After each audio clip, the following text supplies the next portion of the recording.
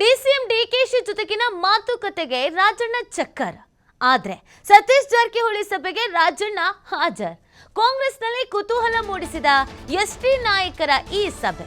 ಸತೀಶ್ ಜಾರಕಿಹೊಳಿ ನಿವಾಸದಲ್ಲಿ ಸಮುದಾಯದ ಸಭೆ ಹಮ್ಮಿಕೊಳ್ಳಲಾಗಿತ್ತು.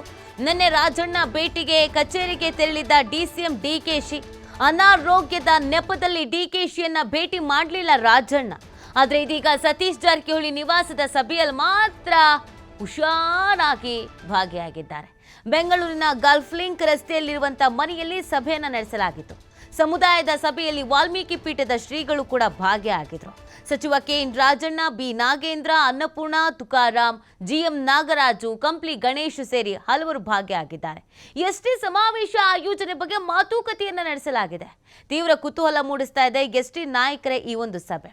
ಡಿಕೆ ಶಿವಕುಮಾರ್ ಅವರು ಭೇಟಿ ಆಗಬೇಕು ಅಂತ ಬಯಸಿದ್ರೆ ರಾಜಣ್ಣ ಅವರಿಗೆ ಹುಷಾರಿರಲ್ಲ, ಆರೋಗ್ಯದಲ್ಲಿ ಏರುಪೇರು ಆಗ್ಬಿಡತ್ತೆ. ಹಾಗಾಗಿ ಅವ್ರು ಯಾವ ಸಭೆಯಲ್ಲೂ ಸಮಾರಂಭದಲ್ಲೂ ಭಾಗಿಯಾಗಲ್ಲ, ರೆಸ್ಟ್ ಬೇಕು ಅಂತ ಡಾಕ್ಟರ್ ಹೇಳಿರ್ತಾರೆ. ಆದರೆ ಸತೀಶ್ ಜಾರಕಿಹೊಳಿ ಅವರ ನಿವಾಸದಲ್ಲಿ ಸಮುದಾಯದ ಒಂದು ಮೀಟಿಂಗ್ ನಡೆಯುತ್ತೆ ಅಂತಾನೆ ಬಹಳ ಹುಷಾರಾಗ್ಬಿಡ್ತಾರೆ. ಎಲ್ಲರಿಗಿಂತ ಮುಂಚೆ ರಾಜಣ್ಣ ಹಾಜರಿರ್ತಾರೆ. ಇದ್ಯಾಕೆ ಅನ್ನೋದೊಂದು ಕುತೂಹಲ, ಇದ್ಯಾಕೆ ಅನ್ನೋದೊಂದು ಪ್ರಶ್ನೆ.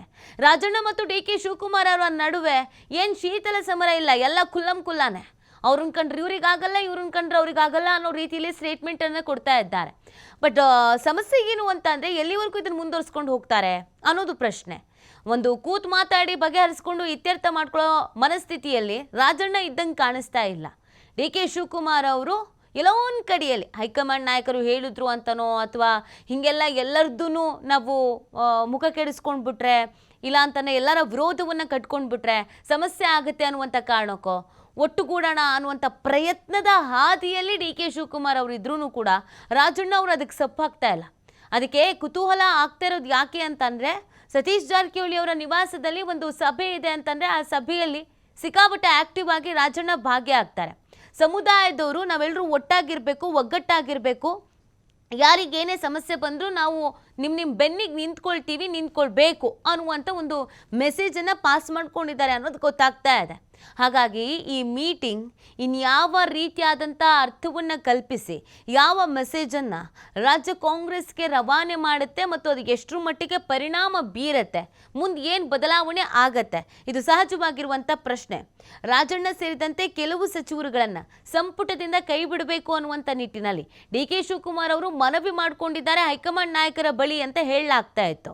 ಇದರ ಬೆನ್ನಲ್ಲೇನೆ ಈಗ ಸಮುದಾಯವಾರು ಮೀಟಿಂಗನ್ನು ಮಾಡಿಕೊಂಡು ಕೆಲವರಿಗೆ ಸಚಿವ ಸ್ಥಾನ ಕೇಳಬೇಕು, ಇನ್ನು ಕೆಲವರನ್ನು ಸಚಿವ ಸ್ಥಾನದಿಂದ ಕೈ ಬಿಡ್ತಾರೆ ಅಂತ ಅಂದರೆ ಅವ್ರ ಜೊತೆಯಾಗಿ ನಿಂತ್ಕೊಳ್ಬೇಕು, ನಾವು ಸಮಾವೇಶವನ್ನು ಮಾಡಬೇಕು, ಶಕ್ತಿ ಪ್ರದರ್ಶನ ಮಾಡಬೇಕು, ಒಗ್ಗಟ್ಟಾಗಿರಬೇಕು ಅಂತ ಒಗ್ಗಟ್ಟಿನ ಮಂತ್ರವನ್ನು ಜಪಿಸ್ತಾ ಇದ್ದಾರೆ ಈ ನಾಯಕರುಗಳು. ಹಾಗಾಗಿ ಡಿ ಕೆ ಶಿವಕುಮಾರ್ ಅವರು ಒಬ್ಬರೇ ಆಗಿ ಹೋರಾಟವನ್ನು ಮಾಡ್ತಾ ಇದ್ರೂ ಕೂಡ ಸಮುದಾಯದ ಸಮಾವೇಶದ ನೆಪದಲ್ಲಿ ಎಲ್ಲರೂ ಒಗ್ಗೂಡಿ ಒಟ್ಟಿಗೆ ಇದ್ರೂ ಕೂಡ ಹೈಕಮಾಂಡ್ ನಾಯಕರು ಏನು ಹೇಳ್ತಾರೆ ಅದು ಅಂತಿಮವಾಗಿರುತ್ತೆ. ಹೈಕಮಾಂಡ್ ನಾಯಕರು ಏನು ತೀರ್ಮಾನ ತೆಗೆದುಕೊಳ್ತಾರೆ ಅನ್ನೋದು ಕೂಡ ತುಂಬಾ ಇಂಪಾರ್ಟೆಂಟ್ ಆಗುತ್ತೆ. ಸೊ ಈ ಸಭೆಯಲ್ಲಿ ನಾನಾ ರೀತಿಯ ಚರ್ಚೆಗಳಾಗಿದೆ ಅನ್ನೋದು ಗೊತ್ತಾಗ್ತಾ ಇದೆ. ಬಟ್ ಗುಟ್ಟನ್ನು ಬಿಟ್ಕೊಡ್ತಾ ಇಲ್ಲ. ಪ್ರಮುಖವಾಗಿ ಈ ಸಭೆಯ ಉದ್ದೇಶ ಇದ್ದಿದ್ದು ಒಂದೇನೆ, ನಾವೆಲ್ಲರೂ ಒಟ್ಟಿಗೆ ಇರಬೇಕು ಅಂತ. ಈ ಬಗ್ಗೆ ಮತ್ತಷ್ಟು ಮಾಹಿತಿಯನ್ನು ನೀಡ್ತಾರೆ ನಮ್ಮ ಪ್ರತಿನಿಧಿ ಶಿವು. ಒಂದು ಕಡೆಯಲ್ಲಿ ಡಿ ಕೆ ಶಿವಕುಮಾರ್ ಅವರು ಎಲ್ಲೋ ಒಂದು ಕಡೆಯಲ್ಲಿ ಒಟ್ಟಿಗೆ ಇರೋಣ ಅನ್ನುವಂಥ ಮೇಲ್ನೋಟದ ಪ್ರಯತ್ನನಾದರೂ ಮಾಡ್ತಾ ಇದ್ದಾರೆ. ಆದರೆ ರಾಜಣ್ಣ ಅವರು ಬಿಲ್ಕುಲ್ ಒಪ್ಕೊಳ್ತಾ ಇಲ್ಲ. ಈಗ ಸಮುದಾಯವಾರು ಮೀಟಿಂಗ್ ಮಾಡ್ಕೊಂಡಿದ್ದಾರೆ. ಏನು ಮೆಸೇಜ್ ಪಾಸ್ ಆಗ್ತಾ ಇದೆ, ಏನು ಮಾಡಬೇಕು ಅಂತ ಹೊರಟಿದ್ದಾರೆ ನಾಯಕರುಗಳು ಕಾಂಗ್ರೆಸ್ನಲ್ಲಿ? ನಿನ್ನೆ ರಾತ್ರಿ ಸಚಿವ ಸತೀಶ್ ಜಾರಕಿಹೊಳಿ ಅವರ ನಿವಾಸದಲ್ಲಿ ಎಸ್ಟಿ ಸಮುದಾಯದ ನಾಯಕರ ಸಭೆಯನ್ನ ಮಾಡ್ತಾರೆ. ಸಮುದಾಯದ ಸ್ವಾಮೀಜಿಗಳು ಕೂಡ ಸಭೆಯಲ್ಲಿ ಭಾಗವಹಿಸ್ತಿರ್ತಾರೆ. ಹಾಗೆ ಹಲವು ಶಾಸಕರು, ವಾಲ್ಮೀಕಿ ಸಮುದಾಯದ ಹಲವು ಶಾಸಕರು ಆ ಸಭೆಯಲ್ಲಿ ಭಾಗಿಯಾಗಿರ್ತಾರೆ.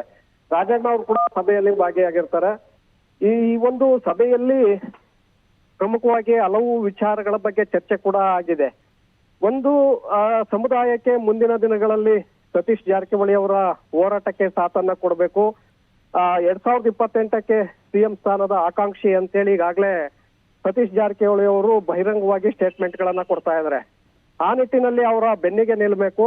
ಜೊತೆಗೆ ಸಂಪುಟ ಪುನಾರಚನೆ ಆಗುವಂತ ಒಂದು ಸಾಧ್ಯತೆಗಳು ಕೂಡ ಇದೆ. ಆ ಸಂದರ್ಭದಲ್ಲಿ ರಾಜಣ್ಣ ಅವರನ್ನ ಕೈ ಬಿಡುವಂತಹ ಸಾಧ್ಯತೆಗಳಿದೆ. ಇಂಥ ಸಂದರ್ಭದಲ್ಲಿ ರಾಜಣ್ಣ ಅವರ ಕೈ ಹಿಡಿಯಬೇಕು, ರಾಜಣ್ಣ ಅವರಿಗೆ ಬೆಂಬಲವನ್ನ ಕೊಡಬೇಕು ಅನ್ನುವಂಥ ನಿಟ್ಟಿನಲ್ಲಿ ಕೂಡ ನಿನ್ನೆ ನಡೆದಂತ ಸಭೆಯಲ್ಲಿ ಚರ್ಚೆಗಳಾಗಿದೆ, ನಿರ್ಧಾರವನ್ನು ಕೂಡ ತೆಗೆದುಕೊಳ್ಳಲಾಗಿದೆ. ಅದರ ಜೊತೆಗೆ ಸಮುದಾಯದ ಯಾರೇ ಜನಪ್ರತಿನಿಧಿಗಳ ಮೇಲೆ ಏನಾದ್ರೂ ಆರೋಪಗಳು ಬಂದ್ರೆ ಅಥವಾ ಸರ್ಕಾರದ ಮಟ್ಟದಲ್ಲಿ ಸಮಸ್ಯೆಗಳು ಎದುರಾದಂತ ಸಂದರ್ಭದಲ್ಲಿ ಅವರ ಬೆನ್ನಿಗೆ ನಿಲ್ಲಬೇಕು ಅನ್ನುವಂತ ನಿಟ್ಟಿನಲ್ಲೂ ಕೂಡ ಸ್ವಾಮೀಜಿಗಳ ನೇತೃತ್ವದಲ್ಲೇ ನಿರ್ಧಾರವನ್ನ ತೆಗೆದುಕೊಳ್ಳಲಾಗಿದೆ. ಪ್ರಮುಖವಾಗಿ ನಾವು ಗಮನಿಸೋದಾದ್ರೆ ರಾಜಣ್ಣ ಅವರು ನಿನ್ನೆ ಸಭೆಯನ್ನ ಕರೆದಿದ್ರು. ಆ ಸಭೆಗೆ DCM DK ಶಿವಕುಮಾರ್ ಸೇರಿದಂತೆ ಲಕ್ಷ್ಮಣ್ ಸವದಿ ಹಾಗೆ ಶಿವಾನಂದ ಪಾಟೀಲ್ ಎಲ್ಲರೂ ಕೂಡ ಸಭೆಗೆ ಭಾಗವಹಿಸಿದ್ರು. ಆದ್ರೆ ಅನಾರೋಗ್ಯದ ಕಾರಣವನ್ನ ನೆಪವನ್ನ ಕೊಟ್ಟು ರಾಜಣ್ಣ ಅವರು ಆ ಸಭೆಯಲ್ಲಿ ಭಾಗವಹಿಸೋದಿಲ್ಲ. ಅವರದೇ ಕಚೇರಿಯಲ್ಲಿ ನಡೆದಂತ ಸಭೆ, ಆ ಸಭೆಗೆ ಕೈ ಕೊಡ್ತಾರೆ. ಆದ್ರೆ ನಿನ್ನೆ ಸತೀಶ್ ಜಾರಕಿಹೊಳಿ ಅವರ ನಿವಾಸಕ್ಕೆ ಅವರು ಭೇಟಿಯನ್ನ ಕೊಡ್ತಾರೆ. ಇದು ಸಾಕಷ್ಟು ಕುತೂಹಲವನ್ನ ಹುಟ್ಟು ಹಾಕ್ತಾ ಇದೆ.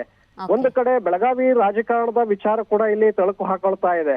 ಯಾಕಂದ್ರೆ ಲಕ್ಷ್ಮಣ್ ಈಗ DCC ಅಪೆಕ್ಸ್ ಬ್ಯಾಂಕಿನ ಅಧ್ಯಕ್ಷರಾಗಿ ಬಿಜೆಪಿ ಮಾಜಿ ಶಾಸಕರಿದ್ದಾರೆ. ಅವರ ಜಾಗಕ್ಕೆ ಲಕ್ಷ್ಮಣ್ ಸವದಿ ಅವರನ್ನ ತಂದು ಕೂರಿಸಬೇಕು ಅನ್ನುವಂತ ನಿಟ್ಟಿನಲ್ಲಿ DK ಶಿವಕುಮಾರ್ ಯೋಚನೆಯನ್ನ ಮಾಡ್ತಾ ಇದ್ದಾರೆ. ಹಾಗಾಗಿ ಆ ಬೆಳಗಾವಿ ರಾಜಕಾರಣದಲ್ಲಿ ಇಲ್ಲಿಯವರೆಗೂ ಕೂಡ ಜಾರಕಿಹೊಳಿ ಫ್ಯಾಮಿಲಿಯ ಹಿಡಿತ ಬಿಗಿಯಾಗಿದೆ. ಯಾಕಂದ್ರೆ ಇವ್ರು ಯಾರಿಗೆ ಟಿಕೆಟ್ ಕೊಡಿ ಅಂತ ಹೇಳ್ತಾರೆ ಆ ಪಕ್ಷಗಳಲ್ಲಿ ಅವರ ಬೆಂಬಲಿಗರಿಗೆ ಅಲ್ಲಿ ಟಿಕೆಟ್ ಸಿಗುತ್ತೆ. ಜೊತೆಗೆ ಮೇಜರ್ ಡಿಸಿಷನ್ ಅನ್ನ ಏನೇ ಜಿಲ್ಲಾ ಮಟ್ಟದಲ್ಲಿ ತೆಗೆದುಕೊಳ್ಬೇಕಾದ್ರೂ ಕೂಡ ಇವರ ಅಭಿಪ್ರಾಯವನ್ನ ಕೇಳಬೇಕಾಗತ್ತೆ. ಯಾವುದೇ ಸರ್ಕಾರ ಇದ್ರೂ ಕೂಡ ಅವರ ಕುಟುಂಬದ ಒಬ್ಬ ಸದಸ್ಯರು ಅಲ್ಲಿ ಜಿಲ್ಲಾ ಉಸ್ತುವಾರಿ ಸಚಿವರಾಗಿರ್ತಾರೆ. ಸೊ ಇಂಥ ಸಂದರ್ಭದಲ್ಲಿ ಲಕ್ಷ್ಮಣ್ ಸವದಿ ಅವರು ಜಾರಕಿಹೊಳಿ ಫ್ಯಾಮಿಲಿಯ ವಿರುದ್ಧವಾಗಿ ಇರುವಂತವ್ರು. ಈಗಾಗಲೇ ಲಕ್ಷ್ಮೀ ಹೆಬ್ಬಾಳ್ಕರ್ ಅವರು ಕೂಡ ಜಾರಕಿಹೊಳಿಯ ವಿರುದ್ಧವಾಗಿ ನಿಂತಂತದ್ದನ್ನ ನಾವು ಈಗಾಗಲೇ ಗಮನಿಸಿದ್ದೇವೆ.